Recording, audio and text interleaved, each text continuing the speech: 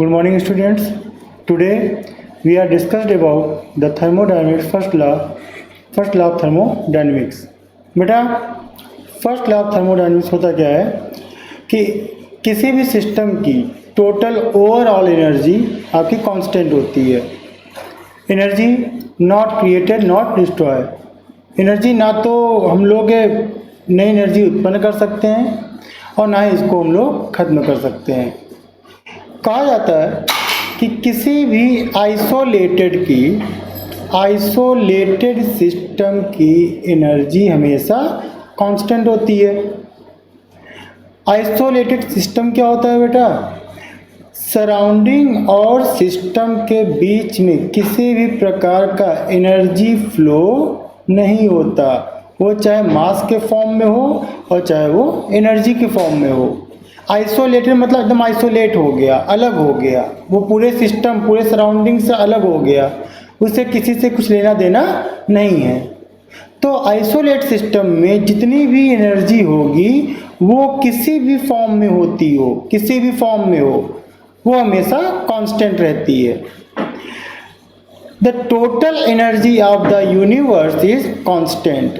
बेटा यूनिवर्स में जितनी भी एनर्जी होती हो, चाहे वो काइनेटिक एनर्जी हो, चाहे वो पोटेंशियल एनर्जी हो, चाहे वो रोटेशनल एनर्जी हो, चाहे वाइब्रेशनल एनर्जी हो, कोई भी एनर्जी हो, आपकी वो टोटल ओवरऑल एनर्जी अगर टी की बात करें, टी आपकी हमेशा कांस्टेंट रहती, कभी चेंज होती नहीं है. तो बेटा बात ये फंसती है कि आखिर जो एनर्जी हम लॉस कर रहे हैं वो कहाँ जा रही है, जो एनर्जी गेन कर रहे हैं वो कहाँ जा रही है. तो बेटा इन दिस इस चैप्टर में हम लोग इसी की बात करते हैं कि एनर्जी आपका ट्रांसफ़र होती रहती है. ट्रांसफ़र टू वन फॉर्म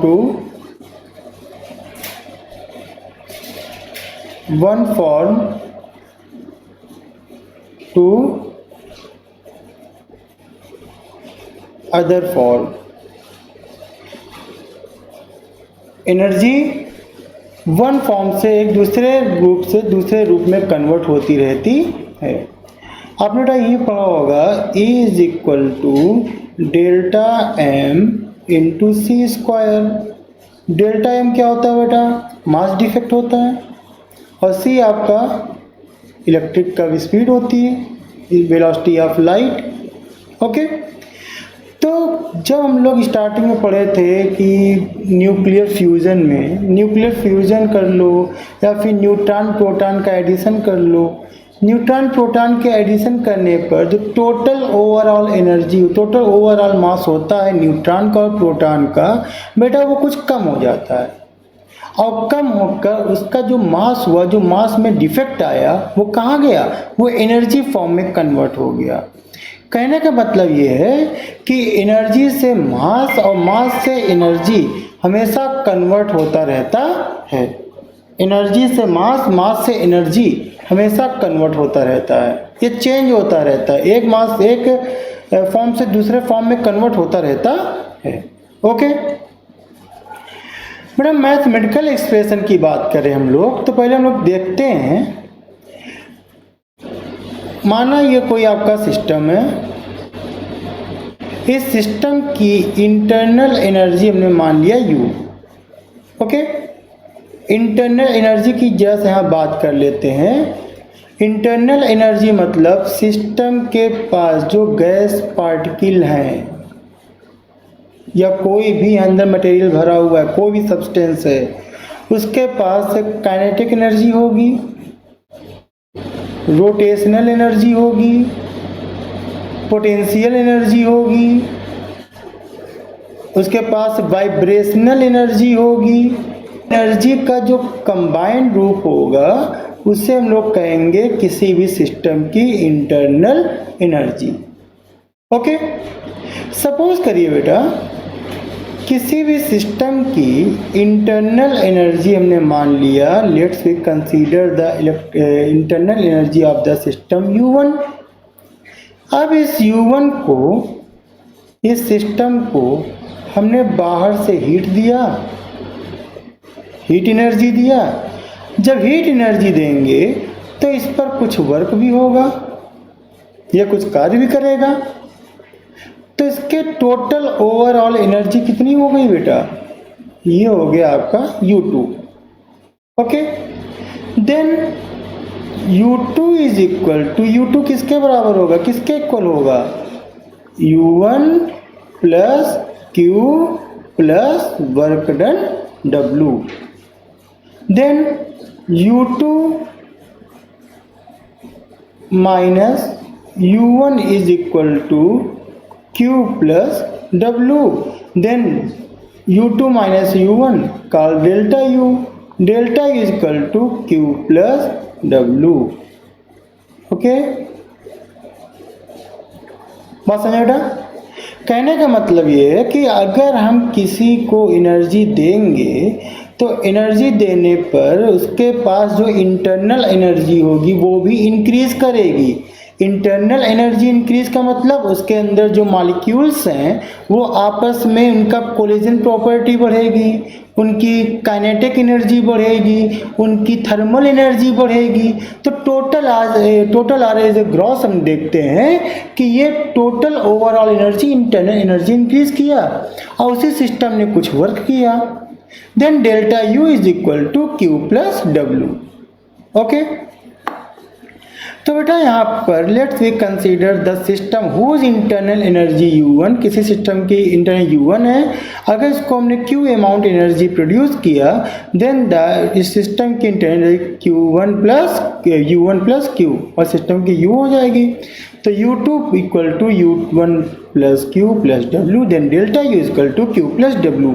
बेटा ये आपका जो इक्वेशन डिराइव हुई है ये आपका first law of thermodynamical equation है। ठीक है, अब बच्चों यहाँ पर अगर इसके डिफरेंशियल फॉर्म की बात करें तो इसको हम लोग ये भी लिख सकते हैं du is equal to dq plus dw। ये आपका हो जाता है डिफरेंशियल इक्वेशन। ठीक बेटा, अब हम लोग यहाँ बात कर लें बच्चों की साइन कन्वेंशन, यहाँ पाथ फंक्शन है, अब यहीं पे हम बात कर लेते हैं साइन कन्वेंशन की भी। ठीक है बेटा, पहले हम बात कर लें Q and W our path function. Path function मतलब पहले ही बता चुके हैं कि जो सिस्टम के पाथ पर डिपेंड करता है, जो सिस्टम के प्रोसेस पर डिपेंड करता है वो हो गया पाथ फंक्शन। और स्टेट फंक्शन मीन्स होता है कि वो सिर्फ स्टेट से मतलब है। जैसे बेटा यहाँ पर ये पॉइंट A हो गया और ये पॉइंट B हो गया, point A and point B। अब हम यहाँ से इस पॉइंट तक आना चाहते हैं, हम क्या किसी पाथ से आए, पाथ 1 क्रिएट करें, पाथ 2 से आए, पाथ 3 से आए, किसी भी पाथ से आते हैं तो डेल्टा U की वैल्यू हमेशा कांस्टेंट, डेल्टा U की जो चेंजेस होगा वो हमेशा कैसा होगा, कांस्टेंट होगा। ये जो आपकी वैल्यू है ये पाथ पर डिपेंड नहीं करती, it independent on the path. Okay, it's called state function. और बच्चों यहीं पर साइन कन्वेंशन की बात कर लें। बेटा देखो ये सिस्टम है, साइन कन्वेंशन का बहुत ज़्यादा इफेक्ट होता है आपके न्यूमेरिकल सॉल्व करने पर। ये सिस्टम हो गया, अगर हम सिस्टम को हीट एनर्जी प्रोड्यूस कर रहे हैं तो Q की वैल्यू हो जाती है पॉजिटिव। अगर इससे हीट एनर्जी हम बाहर निकाल रहे हैं देन Q की वैल्यू हो जाती है निगेटिव। निगेटिव वैल्यू मतलब Q आप बाहर निकाल रहे हैं, हीट एनर्जी बाहर ले रहे हैं, सिस्टम से हम हीट एनर्जी बाहर ले रहे हैं तो Q की वैल्यू निगेटिव। और अगर सिस्टम को हम हीट एनर्जी दे रहे हैं तो Q की वैल्यू पॉजिटिव। ओके, देन बेटा जब हम Q को इंटरनल एनर्जी बढ़ाएंगे, सॉरी जब हम एनर्जी को अंदर इंसर्ट करेंगे तो जब इंसर्ट करेंगे सिस्टम की एनर्जी बढ़ेगी तो जाहिर सी बात है इसका इंटरनल एनर्जी भी बढ़ेगी। ओके, तो जब हम लोग हीट एनर्जी को इंसर्ट करते हैं then delta U is equal to positive. और अगर ये बाहर निकालते हैं, एनर्जी बाहर निकालते हैं तो डेल्टा U की वैल्यू कम होती है, तो डेल्टा U की वैल्यू हो जाती है बच्चों निगेटिव। ओके, अब बेटा यहाँ पर एक तीसरा वर्ड आता है वर्क। वर्क को हम पहले ही बता चुके हैं, पहले डिस्कस कर चुके हैं। जो वर्क होगा बेटा, work on the system and by the system.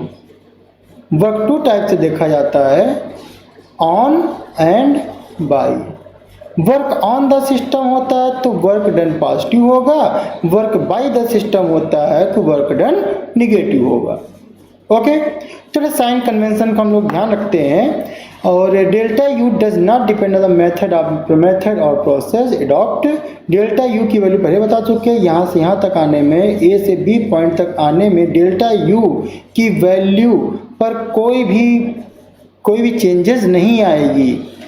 Delta U depend only on the initial and final position of the system. कोई दिक्कत बेटा? तो बेटा हम लोग अब यहाँ पर क्वेश्चन सॉल्व करते हैं। देखिए बच्चों, क्वेश्चन है, a system absorb 500 joule of heat and 200 joule of work on the surrounding. Okay बेटा, calculate the change in internal energy of the system. देखो बच्चों, पहला टॉपिक है जो गिवन है, एब्जॉर्ब कर रहा है ऑफ हीट एब्जॉर्ब कर रहा है तो Q की वैल्यू बेटा किस में होगी? पॉजिटिव होगी। और इसकी वैल्यू कितनी है बेटा? 500 जूल।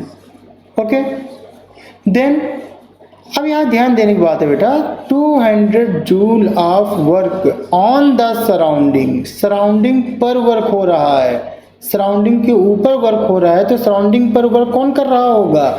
सिस्टम। मतलब सिस्टम के द्वारा यहाँ पर वर्क हो रहा है, तो यहाँ पर वर्क डन W की वैल्यू जब सिस्टम बाई होगा, बाई द सिस्टम होगा, तो वैल्यू किस में होगी बच्चों? निगेटिव में। तो यहाँ पर कितनी वैल्यू दी गई है? 200 जूल। Q की वैल्यू होगी positive 500 joule and W is equal to negative 200 joule. फिर कह रहा है calculate the change in internal energy of the system. Change in internal energy means delta U is equal to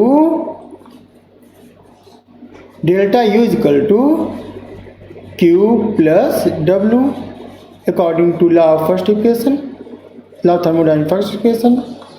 Q की value बेटा 500 plus W की value negative 200 is equal to 300 joule. Then internal energy, change in internal energy of the system is equal to 300 joule.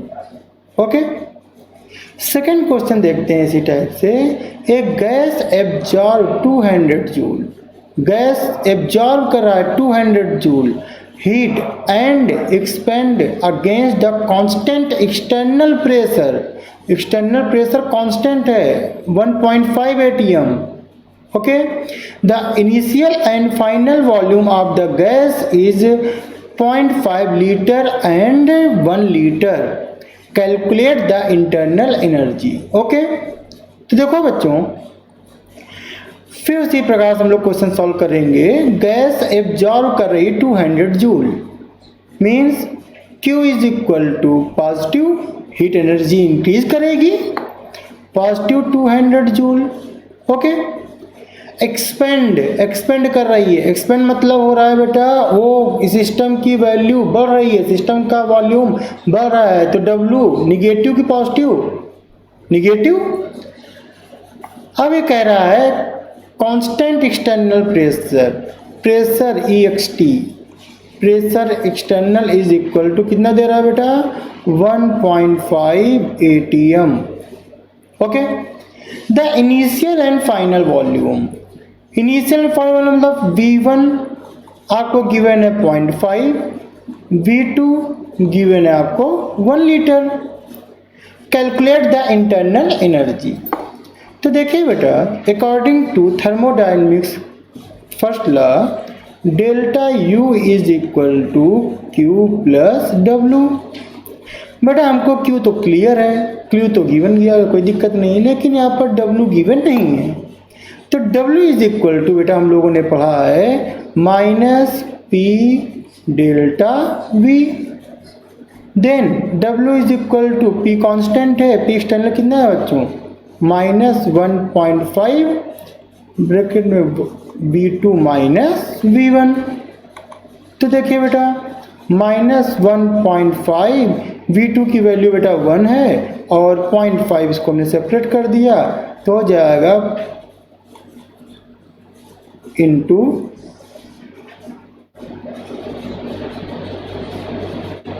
Into 0.5। तो यहाँ से बेटा आप लोग W consider कर लेंगे, निकाल लेंगे।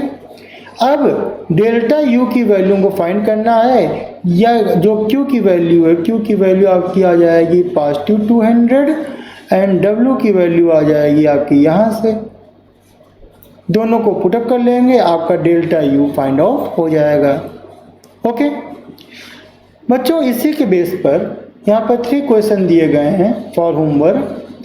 ए system does 100 joule work on surrounding पर वर्क हो रहा है, मतलब by the system work negative. Okay and absorb 1.5 joule heat, absorb कर रहा है 150 जूल हीट को एब्जॉर्ब कर रहा है। Calculate the change in internal energy of the system. Okay second आपका इसी टाइप से और थर्ड क्वेश्चन आपका इसी टाइप से है।